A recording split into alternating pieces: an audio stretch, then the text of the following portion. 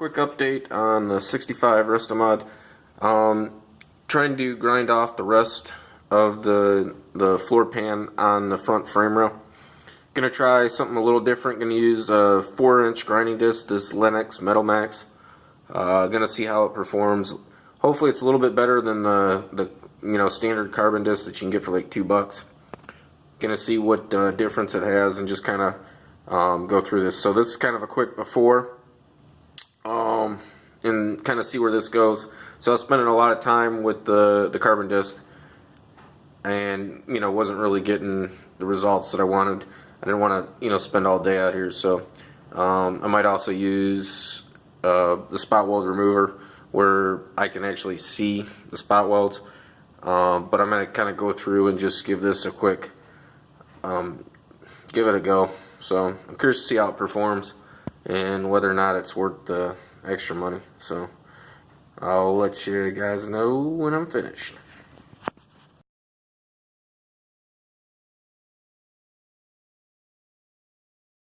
So update on the cutoff wheel, that Lenox Metal Max, the 1000. So it does a good job. Definitely was able to take off the welds. So I guess on the pro side of things, it lot less dust, so you don't have to breathe that stuff in. It doesn't make a mess in the workspace. It's great for the garage. The bit, it lasts a lot longer. So I think that's about equivalent to like a diamond bit or something like that on a drill bit. But it does last a lot longer than what a normal carbon disc would. Just at the price point, I mean, you're looking at about 7 to 10 times what a normal carbon disc would cost. So it is a little bit more pricier. Yeah, this one was like 15, but I think you can get some of the cheap carbon ones for like $1.50, especially if you buy them in bulk. So you'll get your use out of the disc, and it'll outlast the carbons. However, the one downside is the actual cutting surface. There doesn't appear to be a lot of cutting surface, so what that does is it causes it to jerk and get caught when you're doing tight areas, and you're running into when you're trying to make the flat surfaces and you don't have a lot of room to work with. It does tend to jerk a little bit, but it does cut well.